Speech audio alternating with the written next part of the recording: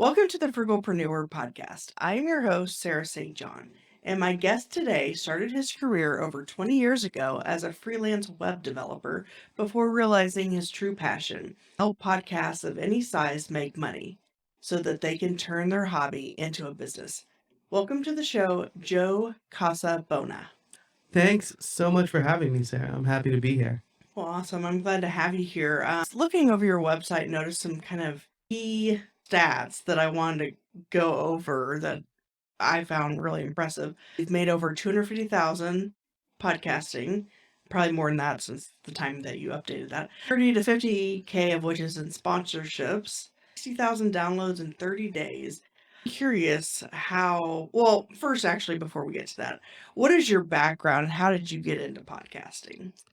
Yeah, so my background is actually in web development. I have my master's degree in software engineering. I was always like a very people person. I'm like not the typical like anti-social programmer person. In grammar school and high school, I did drama club. I loved presenting. I still love presenting. So I was like a bit of a performer, but I was really into the technology side of things. And also a New York Italian, so I like talking.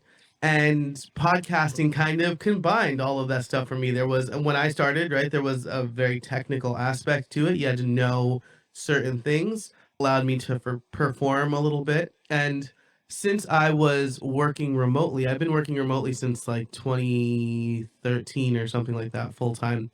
I had like a short stint when I worked at my alma mater where they didn't allow remote working. But then when I eventually went out on my own, I needed that personal connection. I wanted to talk to people about how they were building things. And so that's why I started the podcast. And I loved it. It's a way for me it allows me to be the extrovert that I am while still kind of working from home. That's awesome. So you were working from home before it was like the thing to do. Yeah. I when I got my agency job in 2014, that was a requirement for me because my wife had just graduated from nursing school, and so we were looking for a job for her. And I was primarily in the WordPress space, and so working remotely was like a very common thing in the WordPress space. So I had a lot of options for that.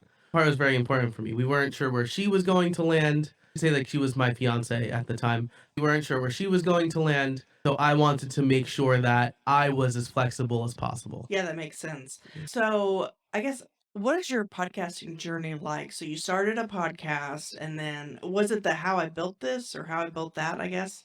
Was that the one that you started with, or? I started with one before that. It was Okay. terrible. Journey for that one was a bunch of white dudes going, "Hey, we should start a podcast and talk about stuff." That's like how every bad podcast starts. So we called it the TIL podcast, and we would just get like on a Skype call and talk over each other and just release the audio.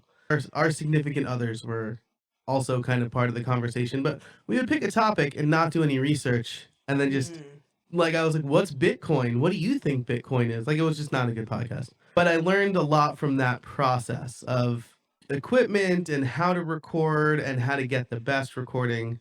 So when I started How I Built It in 2016, name came from a domain I bought while we're on our honeymoon in Italy. I saw a bunch of .it domains, and I was like, I wonder if How I Built .it is available. And it was. Bought that domain, and I kind of like retconned it for the podcast. And I was interviewing other web developers, specifically WordPress developers, and how they built their plugin or theme or WordPress related program, like code thing. That's how it started. As a WordPress site, I hosted on Libsyn, and it got pretty big pretty quickly.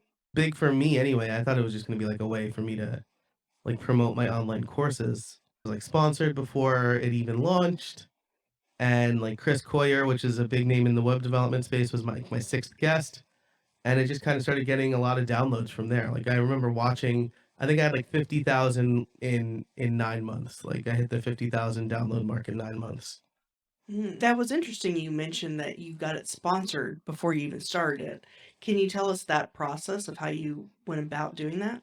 Yeah, so in the pre-show I mentioned like there was a little bit of luck. I was kind of glib because you probably get this a lot, right? Anybody who makes content and has a website probably gets this a lot.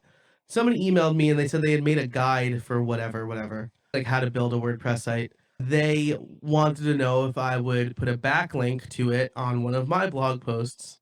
And I said, I don't do that, but I'm launching a podcast for WordPress developers for 99 bucks. You can sponsor the first episode. And he was like, yeah, sure. And I was floored that somebody would just give me 99 bucks for this thing sight unseen. So so this guy sponsored the first episode. Then for the second episode, my guest talked a lot about a WordPress related LMS called LearnDash. And she encouraged me to reach out to the founder of LearnDash to see if they would want to sponsor it because we talked a lot about it anyway. And he said, yeah, I'd love to kind of support this work. And so after that, I was like, wow, people are willing to give me money just for talking. I should maybe like put a process in place for this, and I should like ask for more money, and I should reach out to the people in the WordPress space and who I know have the most money, which was hosting companies. So it started off as kind of like a tongue-in-cheek email that because my show was so closely aligned with the person who reached out and then the people I subsequently reached out to, they were willing to support that, especially for like a forever link, right? Like that, if you go to howibuilt.it/001, I think is the link, you'll still see that backlink. I don't know if the website's still up, but the link certainly is still there. Interesting. Yeah. Okay. Yeah, I mean, that makes sense that obviously if it's super niche, thought about creating a podcast. So I'm in Dallas, but I'm in a suburb of Dallas, Texas standards. It's small. What about, because there's so many good like businesses and restaurants and this, that, and the other out here that I thought about like creating a podcast, interviewing those business owners. And I was like, I wonder if I could, and I haven't tried this yet, kind of on the back burner, but like approaching them before I even start the show and say, okay, here's the show idea, whatever. Would you be interested in like sponsoring either the episode that you're going to be on or even like all of the episodes for that season or whatever? So I don't know. We'll see. Yeah, I mean, and especially like hyper local podcasts, I feel like are becoming more commonplace, more popular, right? As more people kind of figure out, and like Dallas is probably, or like the area you're in is probably a good place to do it. Like if you were out in like the middle of nowhere, Montana. I just picked a random state. I'm sorry for anybody listening in Montana. You could just blame it on me being like an East Coast New York boy. Maybe they're not as open to podcasts, but like you're like, kind of outside this big metropolis. I would probably go to the Chamber of Commerce and be like, hey, I'm gonna create content to highlight local businesses. Would you want to sponsor? Because usually they get some money from the government to like help support local businesses. They could probably put you in contact with a lot of businesses as well. Oh, interesting. That's a great point. Okay, well, while we're talking about monetization, we've kind of hit a little bit on sponsorships, but I know that there are 4 other ways that you recommend monetizing a podcast. Yeah, for sure. So people think of sponsorship because they hear it the most, they see it the most. It's the way that I think a lot of people kind of just figure that's how podcasts make money. But I've put together what I call the S.M.A.S.H framework, which is 5 ways you can make money podcasting. The first S is sponsorship, but the other 4 have nothing to do with sponsorship. The M is membership, right? So let's say you launch a niche podcast, you get a lot of listeners, they're really into it. You can offer for $5 a month for them to get, let's say, ad-free extended episodes or just bonus episodes, access to a Discord, the episodes streamed live, like while they're happening before they're edited. Like I know a lot of people kind of like to hear that. You can offer this extra to your most ardent listeners. And I would say that if you have an engaged audience, a membership is what's going to work best. Do you offer a membership? It does okay. Like I kind of experiment with it, but I know people like the ad-free extended episodes, right? Because I do have sponsors, but for my members, they don't get sponsors. But then the last like 10 minutes is members only, and we have the best conversations in those last 10 minutes. My guest last week or 2 weeks ago, as we record this, dropped like some serious knowledge on me in the members only episode that totally made like the whole year worth it for them. So value add for your most engaged members. A is affiliates, right? And I would say like don't litter your show notes with affiliate links. That's not really the strategy. But if you have a podcast where you're constantly talking about a couple of tools, right? So like maybe it could be Know how you feel about any of these tools, and I don't know if any of them are current sponsors or so. Like, just disclaimer, like this is just me talking off the top of my head. Mint, or I think they're called Rocket Money now, called Truebill before. But like, if you're talking about these tools a lot as a way to get your business finances in order and understand where all your money's going, you can have those affiliate links and you can have easy to speak URLs for them. That's a good strategy. So like for my podcasting podcast, Make Money Podcasting, I talk about like ConvertKit a lot because I think it's a really easy way for podcasters to like get up and running with commerce without having to like understand payment gateways. Talk about Buzzsprout a lot because I think it's a really good platform, especially for mini podcasts. So like I'm affiliates for them and I'll include the affiliate links and I'll kind of mention that when it comes up. So if you make like 2 or 3 products central part of your affiliate strategy, I think that you can generate some decent income that way. You can, at the very least, you can cover the costs of your podcast. That was A. S&H are selling and helping. And these are kind of 2 sides of the same coin, right? So selling if you sell products, and helping if you're a coach, a consultant, or you sell courses, right? Those are kind of, you're using your podcast to establish your expertise and then getting people who listen to know, like, and trust you, and then getting them onto either your list or directly selling to them. I know I have a friend, Sam Munoz, who she uses her podcast to directly sell her cohort-based course. So the people who are buying her course aren't even on her mailing list. They're just regular listeners who get a lot of value out of the podcast. And then when the doors open, she changes her call to action, thanks to Buzzsprout, and people register right from the podcast. So last 2 are a way for you to establish your authority, tell people, hey, I know you have this problem. I have a thing that helps you solve that problem. And you can buy it as a listener of this podcast. Yeah, I love all those, and I've used a few of those. I like that you mentioned being an easy to speak link. Recently set up, well, I use Podpage for my website, for my Nice. podcast website anyway. I just like last week bought the domain frugal.show and have that set up. Nice. So, so that I can say like frugal.show / whatever. Though I have been just saying like thesarahstjohn.com / whatever. And that's been working as well. And I know you have, is it make money dot makemoneypod.com. I'm like kind of like an old school, like I've been a web developer for 20 years, so I'm like, gotta get the .com, but like you don't really need to. Like probably like the easiest ones for people. Like if people can't remember, they'll type in .com. But so anyway, makemoneypod.com is the URL for my other podcast.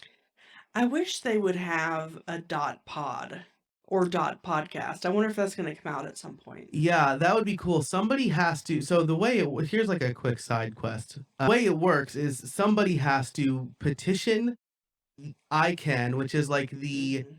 Internet Consortium of like American something. The people who make the top level domains, and like it costs just a ton of money to petition that. So like Google has .google because they paid a ton of money. It would have to be up to like, I'm gonna guess Spotify would be the most likely candidate to do this. They'd have to petition ICANN, pay a ton of money to be like, hey, .pod should be a top level domain. And then it goes through like this whole petition process, and then the people who paid the most money get first dibs, and then eventually that rolls down to people like us, right? Like .bona, BONA was a top level domain, so I tried to get casa.bona, but there was already like a brand in Spain that had like first dibs, for example. That's interesting because yeah, I had looked at one point into .pod and I think I saw that yeah, it would cost a lot of money and whatever. Yeah. I'm kind of curious if that's already in process and we just don't know about it yet. Is there Yeah, a way to look right. that up?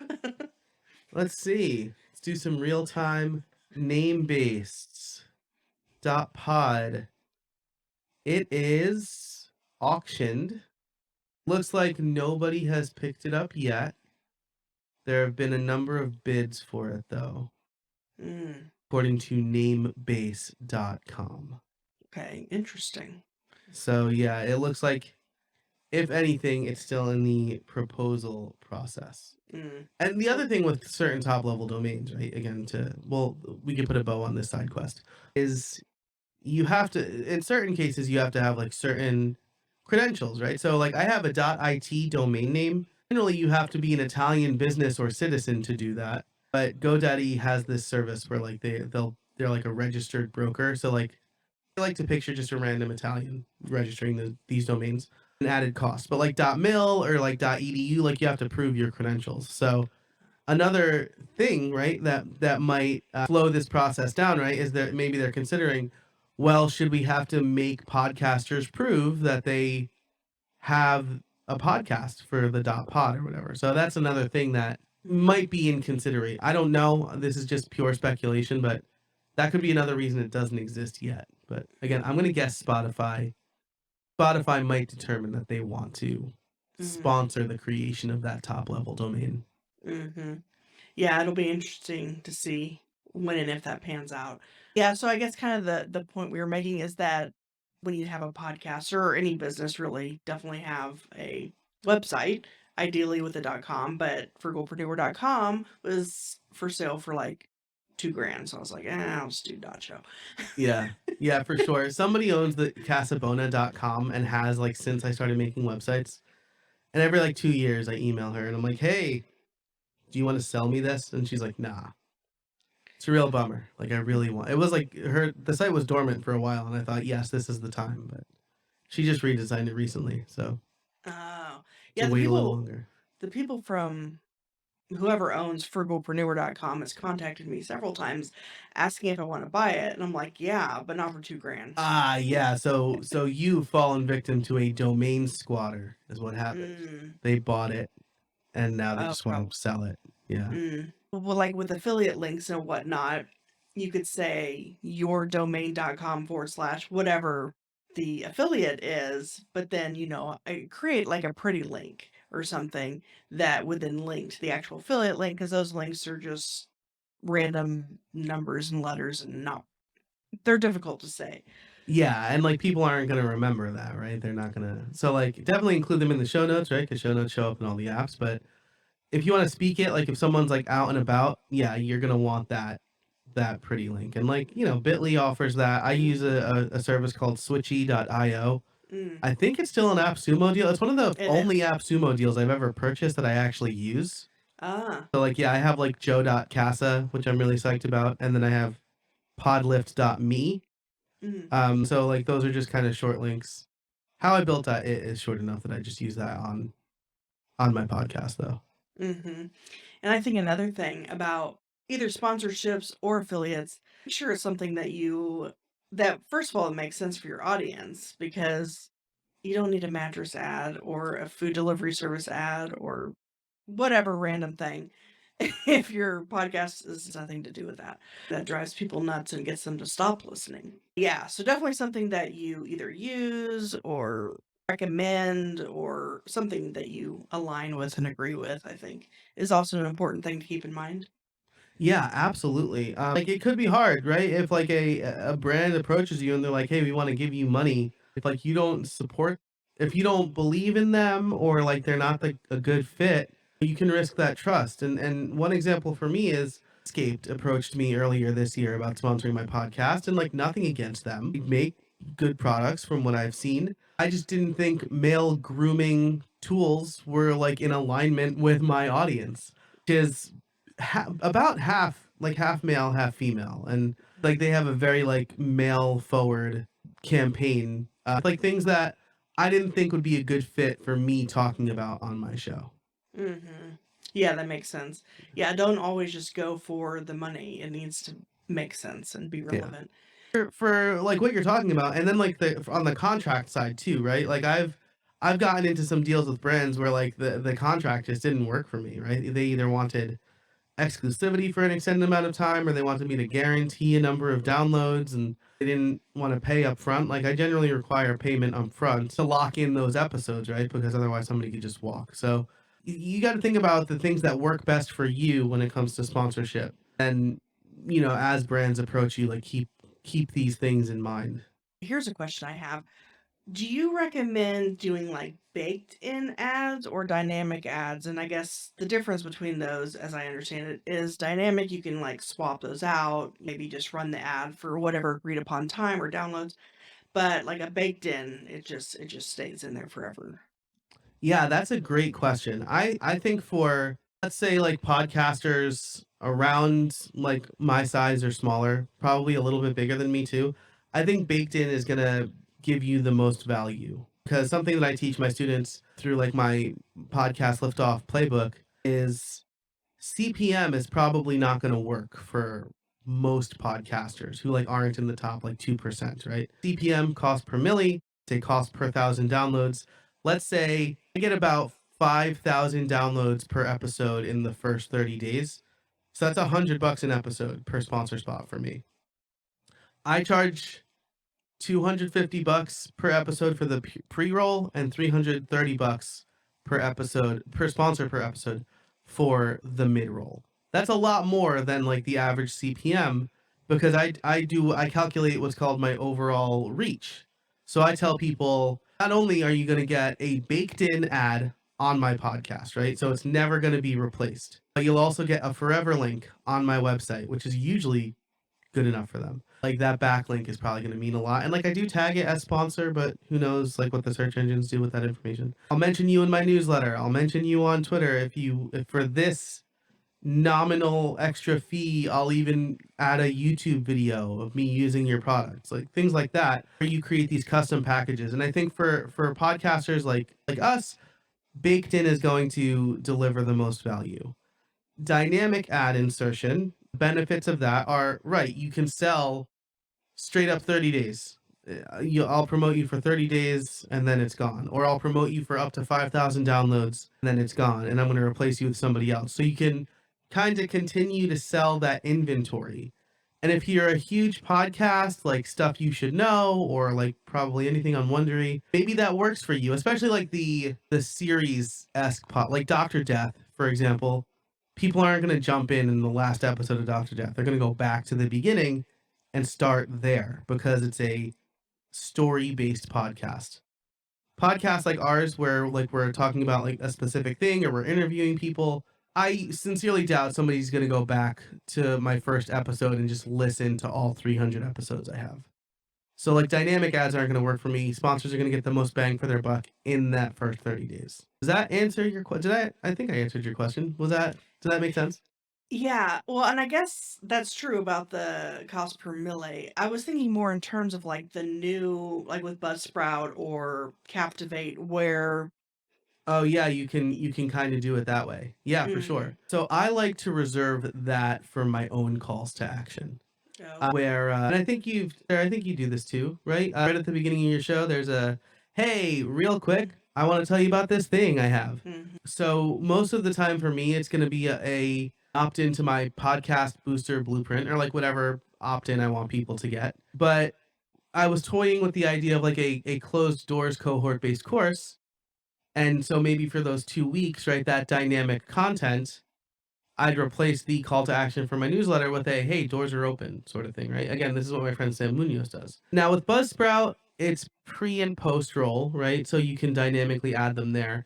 But again, you get into the kind of how do you want to sell that?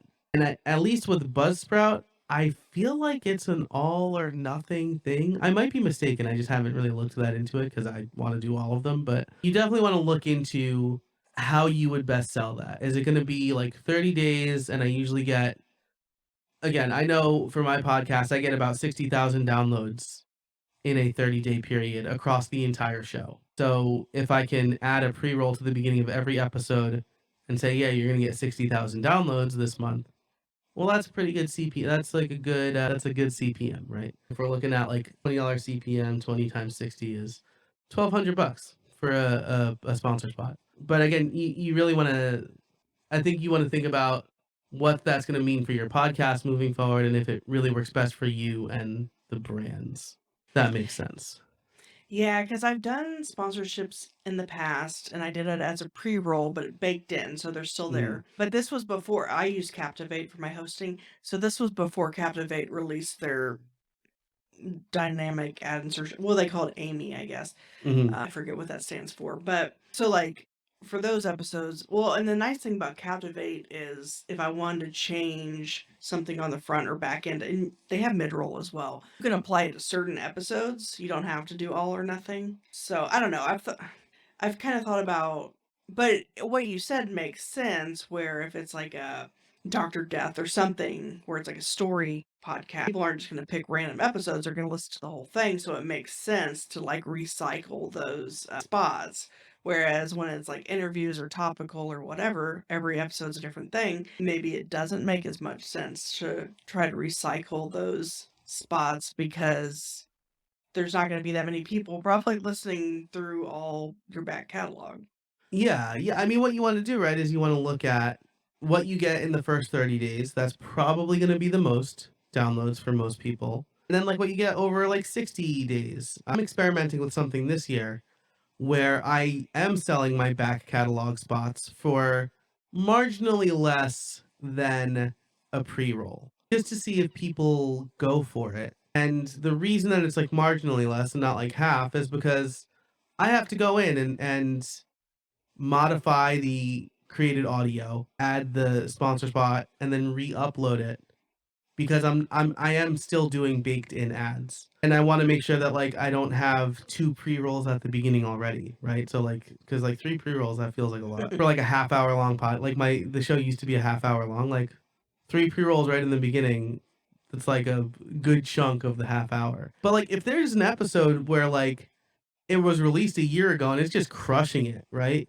Like, yeah, maybe it is worth adding dynamic ad insertion for that one, or selling selling the rolling sponsorship at a 30-day clip. I would suspect for most people, you'll deliver the most value, and sponsors will see the most value in a baked in ad right now. Mm-hmm. Yeah, and I like that you pointed out that you can add all those other things as well. Because, like, what I did was I did the baked in ad, mentioning them in the new, because every episode goes out to my email list. So I would mention them as the sponsor of that episode. And then they'd also, in the show notes, stuff like that. So I think, like you said, creating those extra value ads is also a good selling point, I guess.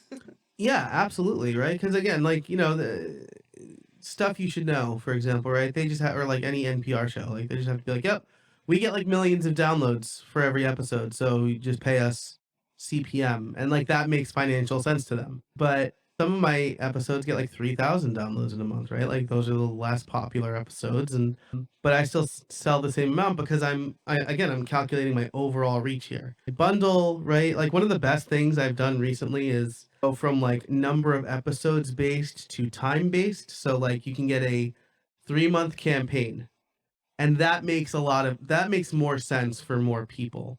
Because if I'm like, oh yeah, for 12 episodes, you can sponsor for 12 episodes.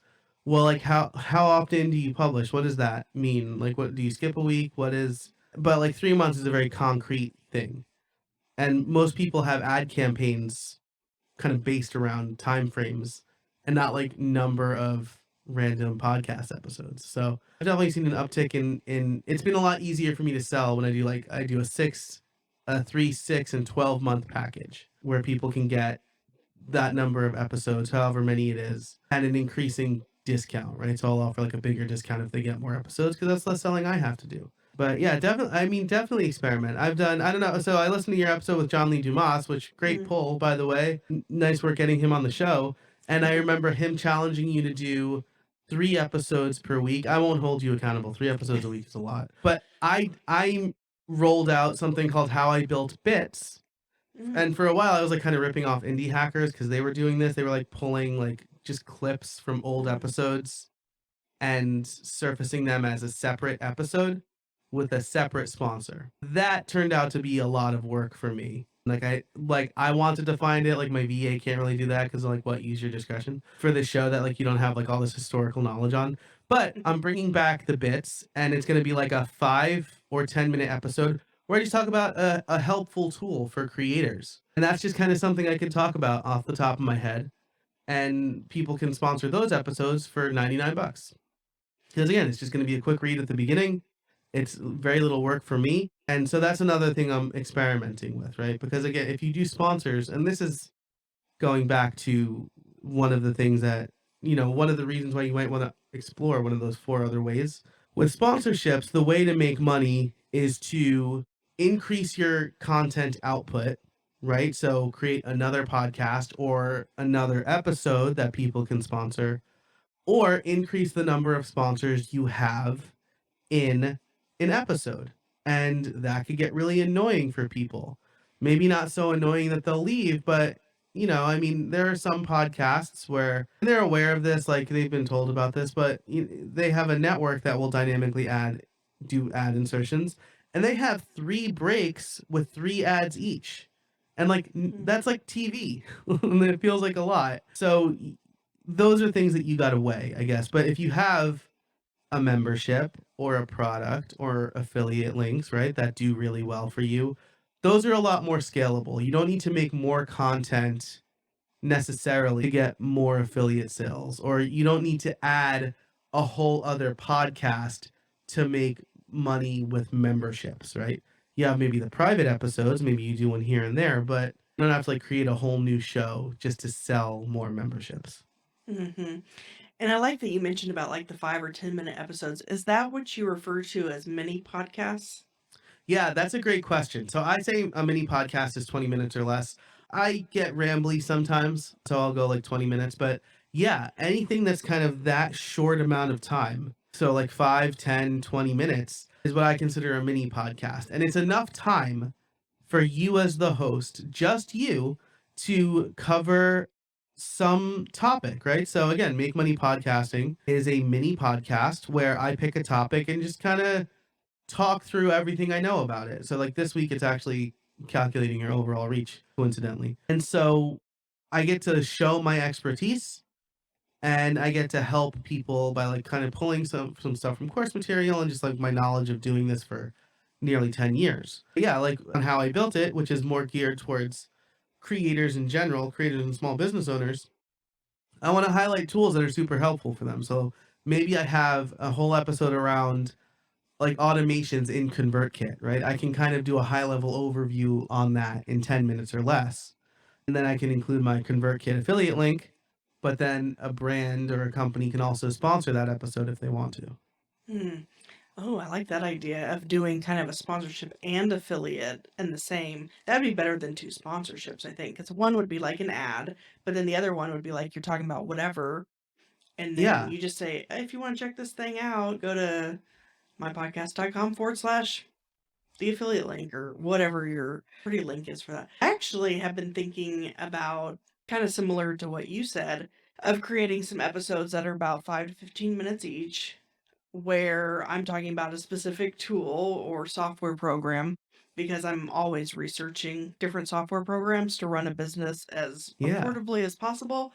And so, like, I already have a list of like 20 or 30 tools. I haven't recorded them yet, but I have my list started. And so I'm thinking, like, I'll do an episode like that every week, definitely by January, but hopefully before then, I can kind of launch that. And then my one interview a week and whatnot. So that's kind of cool that you have kind of that same idea going too.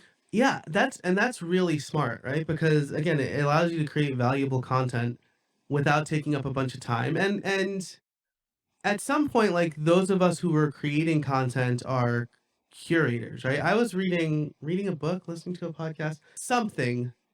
I consumed some piece of content that said, if you read 2 to 3 books on a subject, you are more of an expert than most people. And that like really struck me. So, you read these articles or you try out this software, right? I love tinkering with software as well, like trying out apps and things like that. And if you could put that to good use and create good content from it, then all the better, right? So if you're, I mean, like if you're trying out this free alternative to a paid app to help the entrepreneur who's just starting up and trying to start a business as cheaply as possible, that's going to provide great value for your customers. And then if they sign up through your affiliate link and eventually become a paid customer, then you're also kind of generating income on that end too. So you've made over 250,000 with your podcast. And so I assume that's a combination of sponsorships, affiliates, membership, probably even coaching, I guess. I'm kind of curious, like percentage wise or I guess the different ways that you have monetized. You probably monetized in all 5 ways of your S.M.A.S.H method. Yeah, what's the breakdown, right? Yeah. I don't have the exact numbers because I'm a bad business owner. Like my accountant has those numbers, but kind of rough sketching, right? Sponsorship is easily the most. That's the thing I've been doing the longest. I have connections in that space, and so yeah, I make about $30,000 to $50,000 per year on podcast sponsorship alone. I locked in about $6,000 worth of sponsorships like this week, paid invoices. So usually that all comes at the end of the year because brands, companies, they're setting their advertising budget for the next year. And so you want to reach out to them like now as we record this, middle of October. You want to reach out to brands. Middle of October is a good time because they're setting their annual budgets. And then kind of the beginning of every quarter because they also have these quarterly budgets that they're looking to spend. And so as we record this, now is a really good time for me. Most brands are setting their budgets and they're looking to spend, I have proposals out for like $20,000 with a couple. And so that'll cover my 50 right there. So that's where I make the most amount of money for my sponsorships. Next is going to be coaching. I don't do this on purpose, and I certainly don't do it just to get people on the phone, which some podcasters do. And if you are that podcaster, don't do that. Podcasting is about trust. But people get on my podcast and I talk to them and they're like, hey, you have a really good system in place for this. And I'm like, yeah, I have to. I'm like a one-man band. And they ask if I'll do coaching. And so, yeah, so I get coaching clients from people who come on my podcast. I get coaching clients from people who listen, who are like, I love your podcast. Can you show me your ways? That's probably number 2. Number 3, I'm going to say is memberships and then products and affiliates. Products, I just don't do a very good job of promoting on how I built it because I always felt weird having like a full deck of sponsors, which is 3, and then also promoting my product. So that's almost like a 4th sponsorship. I'm considering in 2023 scaling back, only having 2 sponsors and then using that 3rd spot all the time to promote either my coaching or my playbook. But that's a tough thing for like, it's like tough, right? Because for a business owner, it's like, well, there's concrete money and then there's like theoretical more money. And at this point, like the concrete money has always been more, if that makes sense. Like sponsorship has always paid the bills better than my own products. So that's just something I'm considering though. I guess the lesson to take away here is experiment, see what works best for you. You had mentioned something just in passing about automations. Can you give us any kind of insight into your automation process? Yeah, this is like my favorite thing to talk about. Oh, okay.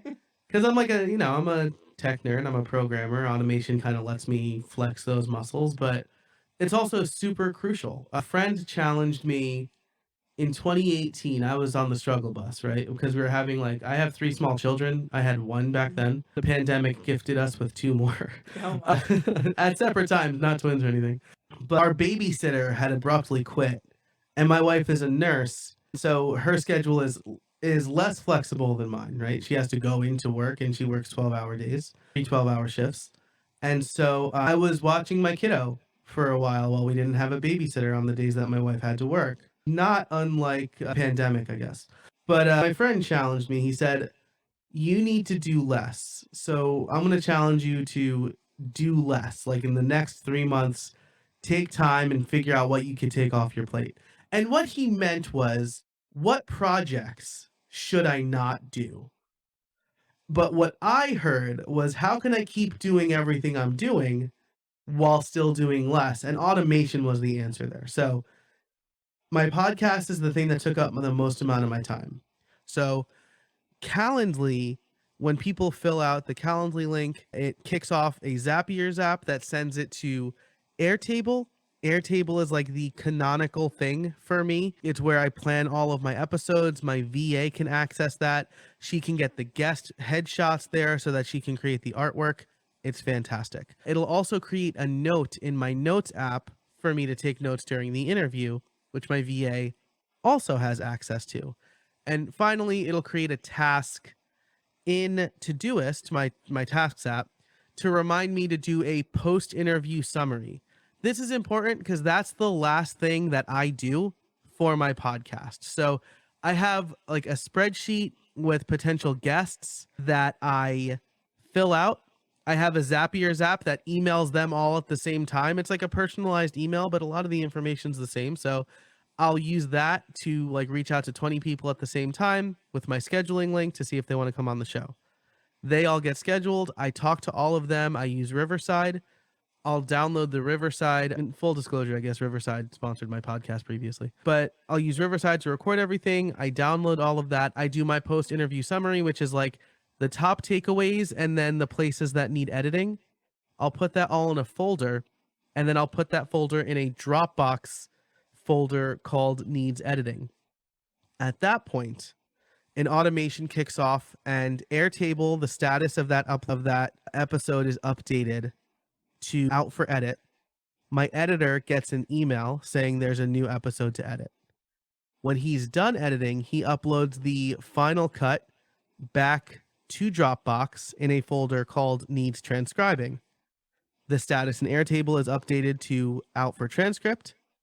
My transcriber gets an email, and my VA gets an email saying like, hey, this episode, except for the transcript, is ready for publish. Then she knows to go to Airtable to get all the particulars and to the Notes app to create the show notes and the links. And then she schedules it in WordPress. And I don't see it again until it hits my podcast app on the day it publishes. So like thanks to automation and like a very small team I have in place, once I'm done recording, I'm done with that episode. And that has enabled me to like put these systems in place and focus on sponsor outreach and other ways like building my membership to make money with my podcast. Yeah, I love that. I recently just started using Airtable, and I think I haven't fully explored all of its capabilities. So when you have a task in there and someone's done with that task, do they have to manually check that off? I'm done. Or how does that work? Or what automation specifically within Airtable? I'm curious. Yeah, so Airtable is really good with like Zapier for getting stuff in, but not Mhm. getting stuff out. So I pay for Airtable to use their like internal automations, which is mostly like sending emails, doing some row cleanup. But one of the things that I do, it's like a combination of Zapier and then the internal Airtable automations, is I mentioned that when I add a folder to my needs editing folder in Dropbox, Airtable is updated automatically.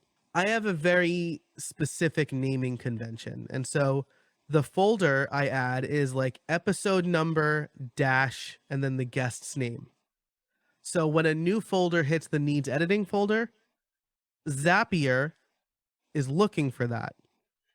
It'll take the first part of the name and then it'll look for that number as the episode number in Airtable, and then it'll update the status that way. So that stuff is automated. The only thing that's not automated status-wise is when it's added to WordPress. So like I have find guest, need to write. These are the statuses for episodes. Find guest, need to write, which is like solo episodes that I'm doing. And it's usually like an outline. I don't script. Guest scheduled, guest recorded, out for edit, out for transcript, add to WordPress, added to WordPress, published. And so with added to WordPress, my VA has to do that one. And then when it's published, I probably could set up an automation to like set that one, but I don't. I just manually check that. That's like my sanity check. Cause then like it disappears from the queue and I'm like, all right, it disappears from my view. Like anything that has the status published, I can't see anymore. And I'm just like, all right, that episode is gone now. And I can easily see who's up next.